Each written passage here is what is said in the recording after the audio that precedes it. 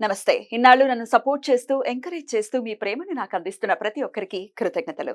అలాగే ఈ వీడియో కూడా ఖచ్చితంగా మీకు ఉపయోగపడుతుంది. లైక్, షేర్ అండ్ సబ్స్క్రైబ్ చేసి మీ సపోర్ట్‌ని నాకు అందించండి. అలాగే ఈ వీడియో పట్ల మీకున్న అభిప్రాయాన్ని కామెంట్ సెక్షన్‌లో కామెంట్ చేసి తెలియజేయండి. ఇప్పుడు వీడియోని చూద్దాం. నమస్తే. Welcome to our channel. నేను కుప్పా పద్మిని. ప్రస్తుతంతో పాటు వేదిక ఆస్ట్రాలజర్ అవినాష్ దాస్ ఉన్నారు. మాట్లాడదాం. అవినాష్ గారు నమస్తే అండి. నమస్తే అండి. నమో నమః. అవినాష్ గారు, అపమృత్యు దోషాలు ఉంటూ ఉంటాయి. మనం సర్వసాధారణంగా జన్మ చాట్‌లో గనుక చూస్తే ప్రిడిక్షన్స్ చెప్తూ ఉంటారు. అపమృత్యు దోషాలు ఉన్నాయి. సో, దాని నుంచి ఎంతో కొంత మనం పరిహారాలు చేసుకొని బయటపడాలి ఖచ్చితంగా. లేకపోతే చిన్న వయసులోనే మృత్యు రావటం అనంటే అది బాధాకరం కదా! ఎవరికీ అలా రాకూడదు.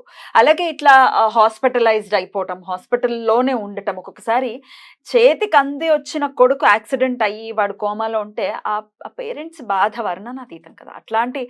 అట్లాంటి పరిస్థితి అసలు ఏ పేరెంట్స్‌కి రాకూడదు. అసలు అట్లాంటి పరిస్థితి రాకుండా ఉండాలి అంటే ఏం చేయాలి అవినాష్ గారు? అసలు ఎవరికి రాకూడదండి. అకాల మృత్యువు అంటారు. సో, అసలు ఫస్ట్ ఇది చాలా ఎమోషనల్ అయిపోయింది కాబట్టి ఫస్ట్ కొంచెం మనం థియరీ వైపు వెళ్ళిపోదాము. తర్వాత దీని మీదకి వద్దాము. షూర్. అసలు మనిషి చాలా గొప్పోడు. మనిషి చాలా పవర్ఫుల్. జననం, మరణం. జననం ఇచ్చేది గురువు, ప్రాణవాయువు. గురువు చాలా మంచోడు. ప్రాణవాయువు ఇస్తాడు. జీవితం మొదలవుతుంది.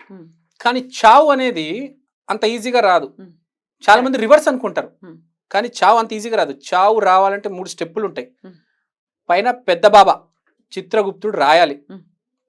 గురువుగారు వచ్చి చిత్రగుప్తుడు గురువుగారిని అడుగుతారు, ఎన్ని శ్వాసాలు రాశారు మీరు? 1,000,000 శ్వాసాలు రాశానండి. ఆహా, అయిపోయిందా 1,000,000 శ్వాసలు? ఆహా, టైం అయిపోయింది, అయితే తీసుకురావాలా ఇప్పుడు? ఓకే. చిత్రగుప్తుడు రాహా, బాబు నీకు అయిపోయింది బాబు, నీ టైము, ఇన్ని శ్వాసలు, నువ్వు ఇప్పుడు వచ్చేయాలి. చిత్రగుప్తుడు ఆ డాక్యుమెంట్ తీసుకొని సైన్ చేసి స్టాంప్ కొట్టి యముడికి ఇస్తాడు. యముడి పని ఏంటి? ఆ బర్రె మీద కిందకు వస్తాడు. కిందకి రాగానే రావాలంటే కింద నీ ఏరియా కాదు కదా, కింద ఏరియా పడిది కాల్ అంటే శని.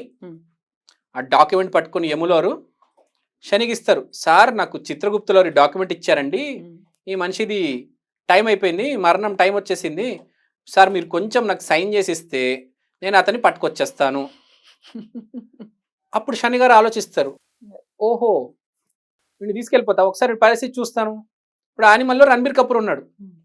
సంకల్పం ఉంది బతకాలని. చావు వచ్చేసింది, చిత్రగుప్తుడు సైన్ చేశాడు, యముడు వచ్చేసాడు బర్రేసుకొని. కానీ సంకల్పం ఉంది బతకాలని. బాబు, నేను సైన్ చేయలేనమ్మా ఈ డాక్యుమెంటు, నా వల్ల కాదు. శని చెప్తాడు, నా వల్ల కాదమ్మా. అక్కడ ఆడు శని అంటే కర్మ, ఆడికి విపరీతమైన కర్మ ఉంది. వాళ్ళ నాన్నగారికి చంపిన వాళ్ళని వాళ్ళ నాన్నగారిని బుల్లెట్తో ఎవరినో కాలుస్తారు, వాళ్ళందరినీ వీడు కొట్టాలి, చంపాలి.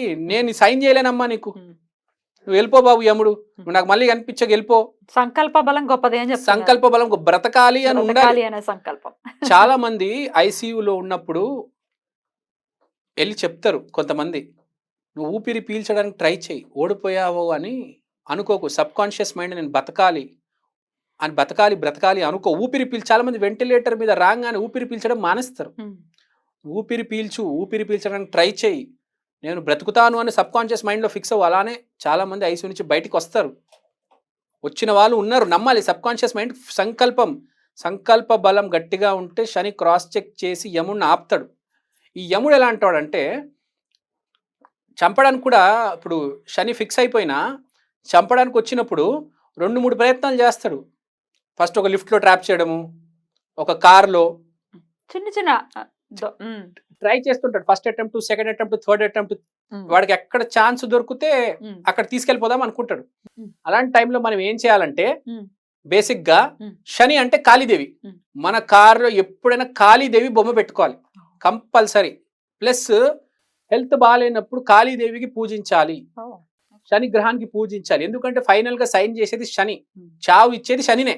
శని అవును ఓకే అంటేనే తీసుకెళ్ళిపోయేది యముడు. ఫ్రాంక్ జననం ఇచ్చేది గురువు, చావు ఇచ్చేది శని. కుజుడిని మీరు ఇంక్లూడ్ చేయరా? కుజుడిని ఇంక్లూడ్ చేయట్లేదు, కుజుడు లేడు ఇక్కడ. సో మీరు చావు, ఇప్పుడు గురువు అయితే అయిపోయిందండి, జన్మం ఇచ్చాడు. మీరు ఇప్పుడు చావు దగ్గర గురువుని పూజిస్తే యూజ్ లేదు. ఎందుకంటే ఇచ్చేసాడు అతను. ఇప్పుడు చావు శని దగ్గరకు పంపించేస్తున్నాడు. మీరు శనిని పూజించాలి, చావు దగ్గర శనిని పూజించాలి. మహామృత్యుంజయ మంత్రం అంటారు, అది శనికి సంబంధించిన శివలింగానికే మంత్రం అది. కాబట్టి కాళీదేవి ఆరాధన చేయాలి.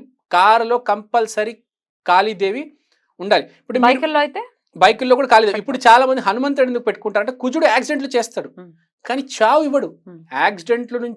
యాక్సిడెంట్ చేస్తాడు కానీ శని బాగుంటే ఇంత దెబ్బ కూడా తగలదు యాక్సిడెంట్లో. యాక్సిడెంట్ ఇచ్చేస్తాడండి. ఫస్ట్ ఆఫ్ ఆల్ యాక్సిడెంట్ అవ్వకపోయినా చనిపోవచ్చు, సడన్ గా మనిషి కింద పడిపోయి చనిపోతాడు.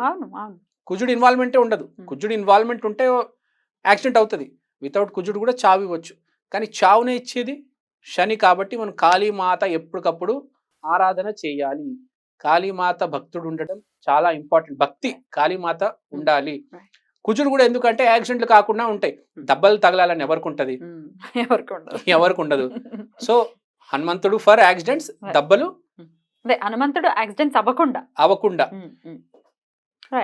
చావు నుంచి కాళీ వెరీ ఇంపార్టెంట్. కాళీ భక్తి చేయాలి. మనకు చెప్పినట్టు ఇంకో వీడియోలో ఫలక్నామా కాళీమాత టెంపుల్ బాగా పవర్ఫుల్ కాబట్టి చెప్పినారు. అలా మీరు దర్శనం చేసుకోవడం చాలా ఇంపార్టెంట్. కాళీమాత ఆరాధన, కాళీమాత మంత్రము, కాలరాత్రి దేవి, మహావిద్యల్లో కూడా కాలరాత్రి అని ఉంది. మీకు శనికి ఎంత దగ్గర అవ్వడం అంత ఇంపార్టెంట్. సో శనివారం రోజు చేసుకుంటే చాలా మంచిది. ఇప్పుడు ఆల్రెడీ ఇప్పుడు ఇందాక నేను చెప్పినటువంటి పరిస్థితుల్లోనే ఉన్నారు, ఈ హాస్పిటల్లోనే ఉన్నారు, ఐసీయూలో ఉన్నారు, అబ్బాయో ఎవరో మొత్తానికి కోమాలో ఉన్నారు అనే పరిస్థితి ఉన్నప్పుడు ఎట్లాంటి ఆరాధన చేస్తారు? అలా అంటున్నప్పుడు ఫైనల్ ఫిక్స్ అయిపోయింది అన్నప్పుడు రెండు, ఒకటి వీడిని చావు నుంచి కాపాడి, రెండు వీడికి ప్రాణం ఇవ్వాలి, ఇంకో జీవితం. ఒక జీవితం గురువు ఇచ్చేశాడు, మళ్ళీ రెండో జీవితం దత్తాత్రేయ, రెండో జీవితం కోసం. ఈసారి చావు వచ్చేసింది, పైకి పంపించకుండా శని సరే చనిపోయి మళ్ళీ కొంత బతుకుతారు, దానికి దత్తాత్రేయ. ఫస్ట్ ఈ జన్మనే ఆపేద్దాం. ఇక్కడ కొందరికి పునర్జన్మ వచ్చిందండి, నేను చనిపోయానండి, మళ్ళీ ఇది నా కొత్త జీవితం అండి అంటూ ఉంటారు. కాబట్టి కాళీతో పాటు దత్తాత్రేయ చేయండి. ఫస్ట్ బాలేనప్పుడు కాళీ చేయండి, కొంచెం ఇంప్రూవ్మెంట్ వచ్చిన తర్వాత దత్తాత్రేయ చేయండి. దత్తాత్రేయ ఆరాధన చాలా ఇంపార్టెంట్. కాళీ ఆరాధన కూడా ఈక్వల్ ఇంపార్టెంట్. ఓన్లీ దత్తాత్రేయ చేస్తాను కాళీ చేయను, ఓన్లీ కాళీ చేస్తాను దత్తాత్రేయ. కొంతమంది ఎలా ఉంటారంటే నేను చాలా సౌమ్యుండండి, నేను కాళీమాత అంటే నాకు భయం అండి, కాళీమాతకి నేను చేయలేను, నేను దత్తాత్రేయుడికి సాయిబాబాకి చేస్తాను. అలా కాదు బాబు, జీవితంలో అన్ని చూడాలి, అందరికీ పూజించాలి. అమ్మవారిలో మళ్ళీ నువ్వు ఉగ్రం చూసేయడం ఏమిటి? అమ్మవారు కాపాడటానికి ఉన్నారు. కరెక్ట్. కాబట్టి నువ్వు అందరినీ చేయాలి. ఎట్లా కాళీమాత అంటే ఎట్లా అమ్మవారిని పూజించాలి? అమ్మవారిని పూజించాలంటే ఫ్రాంక్ గా చెప్పాలంటే, మీరు కాళీమాత గుడికి వెళ్తే పసుపు పెట్టుకొని నాలిక బయటకేసి డాన్స్ వేస్తూ ఉంటారు. కాళీమాతకు చాలా ఇష్టం. మీరు కూడా ఫలక్నామా కాళీమాత దగ్గరికి వెళ్తే అమావాస్య రోజు తెగ డాన్స్ వేస్తూ ఉంటారండి. నాలిక బయట పెట్టేసి చేతులు పైకి ఎత్తేసి పసుపు పెట్టుకొని, మీకు అంత ధైర్యం ఉంటే, మీకు అంత ఇష్టం ఉంటే చేయండి, లేకపోతే అక్కడికి వెళ్ళి దండం పెట్టుకోండి చాలు, అది దీపం వెలిగించండి చాలు.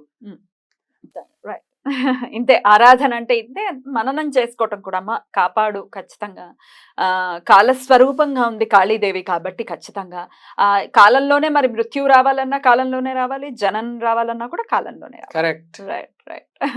సో మనం స్టార్ట్ అయ్యేది చిత్రగుప్తుడితో స్టార్ట్ అయ్యి యముడు నుంచి కాళీ. అసలు మీరు యాక్చువల్ గా సిస్టమ్ లోపలికి వెళ్ళి ఎథికల్ హ్యాకింగ్ చేయాలంటే చిత్రగుప్తుడిని మీరు కన్విన్స్ చేసి వచ్చండి. ఇక్కడ దాకా అవసరం లేదు. అసలు యముడు మన లోకానికి వచ్చి మన మీద ప్రయత్నాలు చేయడం ఎందుకు? చిత్రగుప్తుడి దగ్గరే ఆపేస్తే స్టోరీ అసలు ఇక్కడ దగ్గర రాదు. కాబట్టి చిత్రగుప్తులు వారి అంటే పెద్ద బాబా అంటారు మన తెలంగాణలో.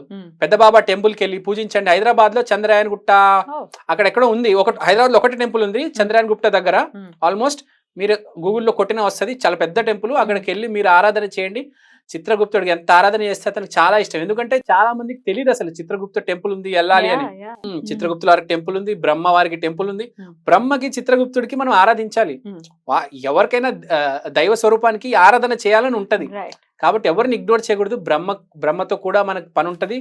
చిత్రగుప్తులు కూడా చాలా ఇంపార్టెంట్. చిత్రగుప్తుల వారికి కూడా ఆరాధన చేయాలి, బ్రహ్మకు కూడా చేయాలి. ఎందుకంటే సృష్టికర్త అతనే బ్రహ్మ, మన అకౌంట్లు చూసుకునేది చిత్రగుప్తుడు. కాబట్టి ఆ చిత్రగుప్త టెంపుల్కి వెళ్ళండి, ఆరాధన చేయండి. చాలా మంచి టెంపుల్. మీరు హ్యాకింగ్ చేయాలి, మీ జీవితం లైఫ్ స్పాన్ పెంచాలి, ఇవన్నీ హ్యాపీగా మీరు అడ్జస్ట్ చేసుకోవచ్చు. అతనితో వెళ్ళండి, పూజించండి.